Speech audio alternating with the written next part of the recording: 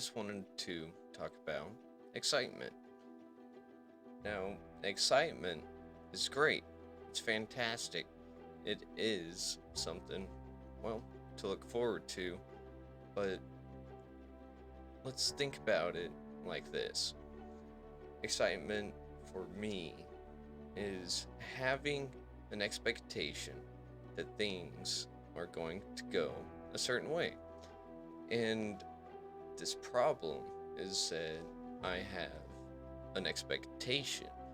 This expectation will lead to pitfalls, it will lead to possible disappointment, and that's really where it kind of goes south for me.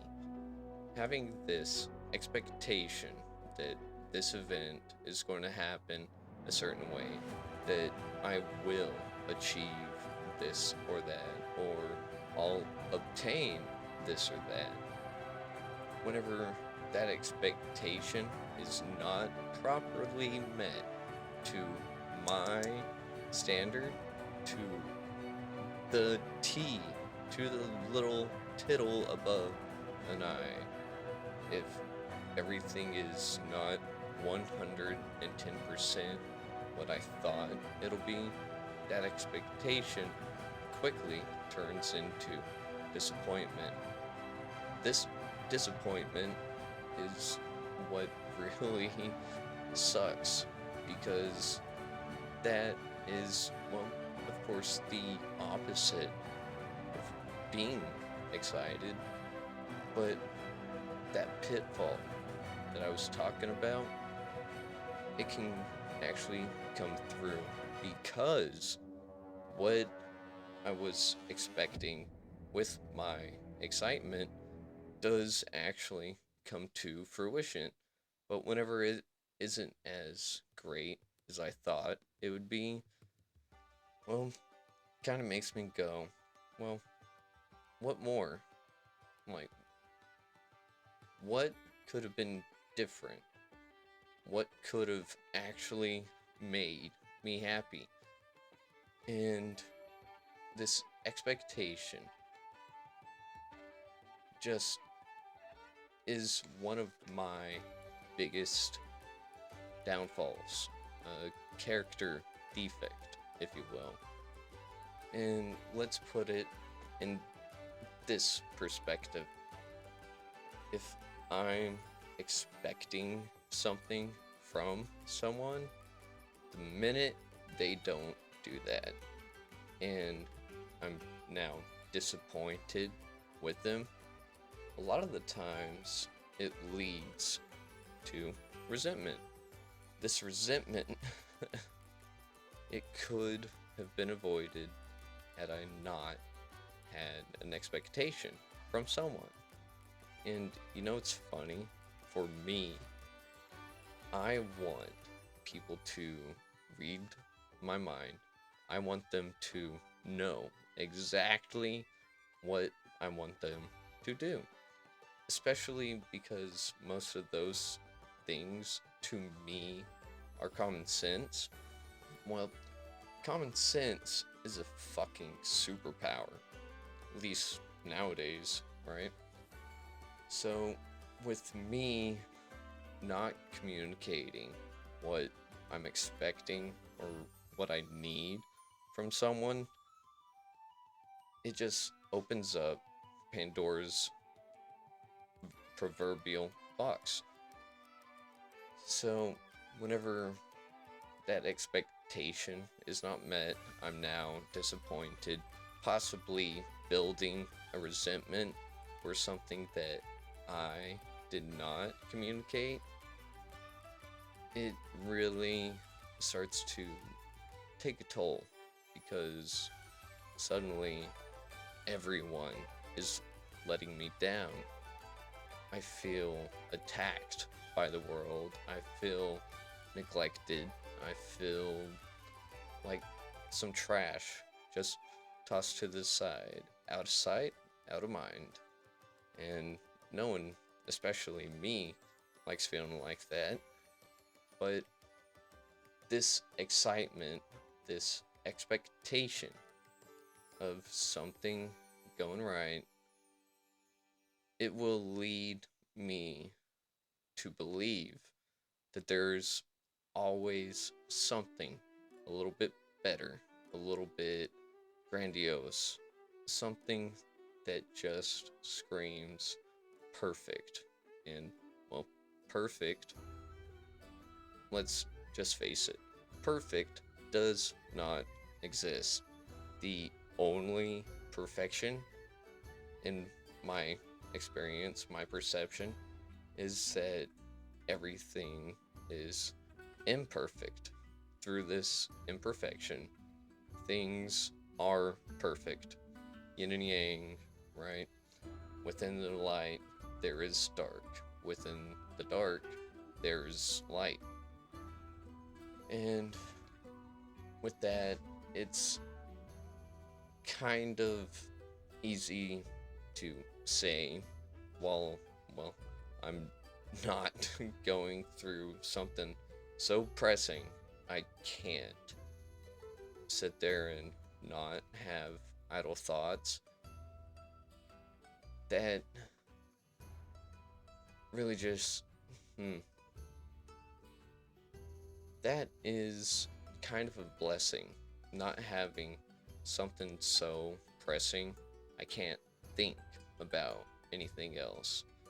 And that obsession, if you will, is almost tagging right alongside of this excitement. And man, whenever you start forgetting little things here and there, it makes you be less grateful, less considerate, because you're excited, you're going to get this, yeah, but do you know what it took to even get to that point? Do you realize and are grateful for the events, the people that actually, well, made everything happen? And if it does live up to your expectation, are you going to actually be satisfied? And for me, that's a unanimous no, not really. Again, there's always something better. There's always something that I could do or I could get that would blow everything else out of the water.